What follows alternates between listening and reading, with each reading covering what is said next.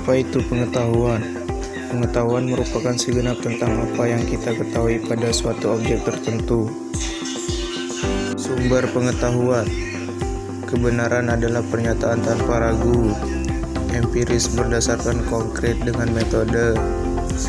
Cara lain adalah intuisi atau wahyu, tanpa melalui proses peneraran tertentu dan sangat bersifat personal.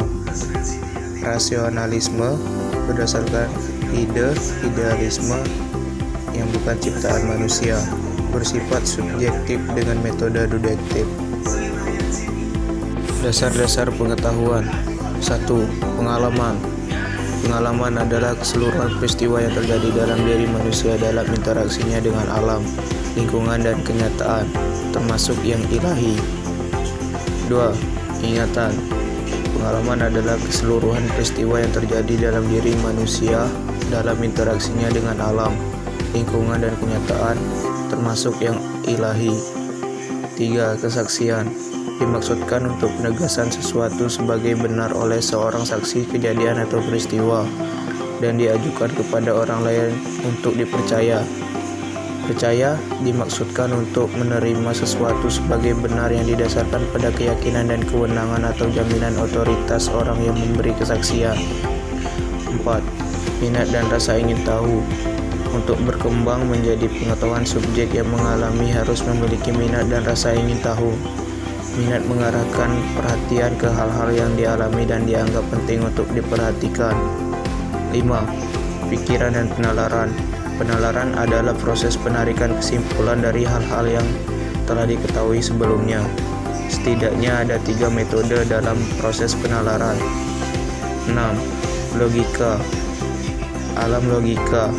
Ada 3 rumus yang menjadi dasar-dasar pengetahuan. Pertama, silogisme kategoris, yakni silogisme yang terdiri dari proposisi yang bersifat kategoris.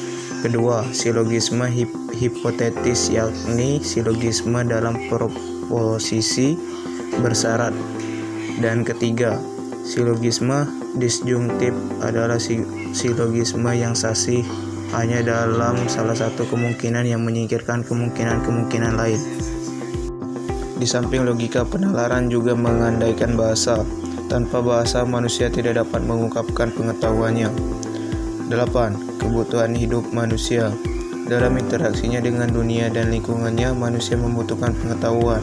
Maka, kebutuhan manusia juga dapat mendasari dan mendorong manusia untuk mengembangkan pengetahuannya. 9. Teori kebenaran. Teori kohen, teori korespondensi, teori pragmatis. Ciri khas pengetahuan. Bertanya sambil mencari. Pengetahuan merupakan sintetis tiada henti antara sudah tahu dan belum tahu. Ada intensionalitas, keterarahan yang terus-menerus terhadap hubungan timbal balik antara manusia dan dunianya. Pola pengetahuan. Tahu bahwa pengetahuan mengenai informasi tertentu disebut juga pengetahuan teoritis atau ilmiah. Tahu mengenai bagaimana melakukan sesuatu, know-how, berkaitan dengan keahlian dan kemahiran teknis. Tahu akan mengenai sesuatu yang sangat spesifik, menyangkut pengalaman atau pengenalan pribadi.